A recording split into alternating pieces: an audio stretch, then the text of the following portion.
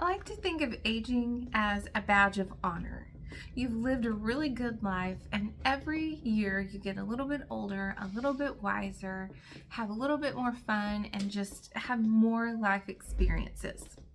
With that being said, I've learned a few things now that I'm 40, and I'd love to share them with you today. And perhaps you've heard some of these things before, and you are just sort of brushing them off. Let today be the day that you really take heed on some of the things that I'm saying if you are someone that's 40 or older. Today I'm going to share with you 4 things that I'm doing differently in my beauty routine and one thing that I'm doing that is inside the kitchen, just a little differently now that I'm 40. The first one, and let this be the main takeaway for you if you are 40, 20, 30, 15, however old you are when you're watching this video, the number one thing that you should be doing is wearing sunscreen. Wear sunscreen. I noticed personally a huge difference a few years ago in the texture, the luminosity, the just overall feeling of my skin when I started wearing sunscreen. I'm not someone that spends a ton of time outside, just walking the dogs, doing some light yard work. I'm not a really big outdoorsy kind of person, but the limited amount of time that I do spend in the sun does damage my skin. And since I started wearing sunscreen, I see a difference in fine lines around this area and sunspots, and just my skin is a lot smoother now that I'm wearing sunscreen. It's protecting my skin. So if you don't take away anything from this video and you're about to click away, please go out and get you some sunscreen. The drugstore has great sunscreens. That's one of the barriers to me starting to wear sunscreen was, man, it's like $15, $20 for some sunscreen. But you can go get, like, e.l.f. sunscreen is like it's less than $15. And it's really great sunscreen. So you can find some affordable sunscreens at the drugstore if you're someone that is using the cost of sunscreen as your sort of reason for not doing it. Number 2, the thing that I have changed in my beauty routine, and I'm sure you've heard this before too. So if you're someone that is aging and has a little bit older skin like me, please take heed. I've noticed a big difference in this. Don't use as much concealer as a 20-something-year-old, especially in this area right here. Now, I know you're looking at my eyes right now and you're thinking, well, your under eyes look really dark and baggy, and I do. Concealer's not going to fix the bags that I have under my eyes.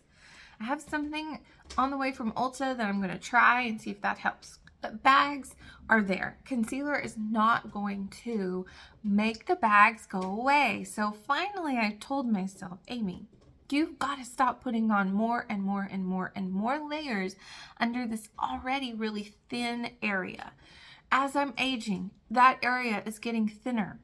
As I'm aging, I'm getting more and more lines. And the more and more concealer that I put under my eyes, the heavier and the older my skin is going to look. This concealer, every concealer, is meant to be very potent and concentrated in its coverage. And so you keep putting a whole bunch of that on your skin, and it's really going to weigh down that area that's already really sensitive. So take heed. You don't have to use as much sunscreen. So take heed. You don't have to use as much concealer as you did when you were in your 20s. The third thing that I'm doing a little differently, and I kind of discovered this recently just accidentally, is I'm not using highlighter as much. I'm noticing that if I put highlighter on, especially in this little area where I'm starting to get some fine lines, and my retinol is, doing its job, but I'm not interested in getting Botox and all of that kind of stuff. I'm just doing what I can with creams and lotions and serums and things.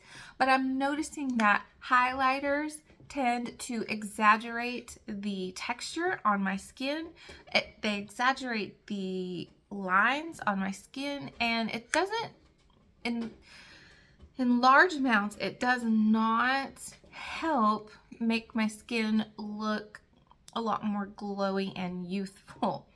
Even up here, I like to kind of put some highlighter up here. I used to, but the lines in my forehead are getting a little deeper as I'm aging. And if I'm continuing to put highlighter in that area, in this area, texture and lines are going to be pronounced. So that's something that I've learned and something you might need to sort of like change in your beauty routine. The fourth thing is something that I've really also discovered recently, and that the eyelid skin is changing. The collagen within my eyelids and, you know, and here in this area, it is all starting to sag. Here, we're starting to sag. And so what I'm finding is that this area right here is almost becoming a little hooded, and that's causing me to place my eyeshadow a little differently than I normally would. Instead of applying my eyeshadow directly into my crease, which is now kind of hidden, I leave my eye open a little bit and start just above the crease and allow that shadow to create an additional shadow where I can have the depth and dimension that I need, but it's not all stuck here where things are hidden anymore. So keep that in mind as you are aging. Your skin is changing, and your makeup placement and your makeup routine and the things that you're used to are going to have to change in your application of the makeup. So those are the 4 beauty things that I am changing. And again, please take heed. If you've heard this, I know most of this is not new. Sunscreen and concealer, those are things that many people on YouTube shout from the rooftops. So let me just chime in and let this be your one takeaway. Like, those are 2 things that you really should take away from this video. Now, the 5th thing is something that I am slowly and over the past several years have been really kind of mindful of for my body. So we're about to talk about a health topic just very briefly. And so I want for you to understand that I'm not suggesting that this is right for you. I've had a medical professional talk to me about this and suggest this for me, and it has helped me. And I see the difference when I eat low carb / keto, or eat whatever I want to, even to the point of eat healthy things like an apple or a banana or some cantaloupe or pineapple, or, you know, green beans, or, well, I do eat green beans right now, but just any of the other things that I did in my 20s and my 30s that I would have considered healthy for me wanting to live a healthy lifestyle, I can no longer eat those now that I'm 40 plus. I have to sort of limit my carbs, watch the kind of carbs that I am eating, and think about carbs in a little bit of a different way for me. Health-wise, and I'm going to link a video that I did a few years ago that kind of talks about all of this in a little more detail. It's my story. Again, I'm not saying that you need to do this, but you can talk to your healthcare professional about it if you think it might be right for you. But, you know, high cholesterol, high blood pressure, A1C was slightly elevated to where I am pre-diabetic. And so all of these things all came together to introduce this idea of low carb / keto. And I'm finding that over the years of going on and off and on and off, yes, I lose weight, but the main thing is that I feel better.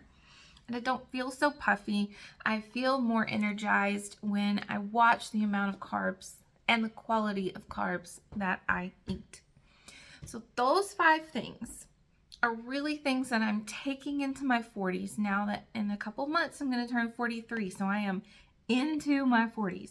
And those 5 things are really helping to change my mindset and my attitude about my body, to love the fact that I'm aging and that I'm changing, and to accept that and embrace that, and to actually spotlight that and be proud of it, and be proud of my wrinkles, and be proud of the fact that some of my eyebrow hairs are white now, and I have to draw in some of my eyebrow hairs right there. All of these things are wonderful problems to have, and I'm so thankful that I am here because the alternative wouldn't be very good. Thank you so much for watching. If you have any life-changing tips that you discovered as you started aging, I would love for you to leave those in the comments below. And if you like beauty content and project painting content, click that subscribe button. I'll see you later in another video. Bye.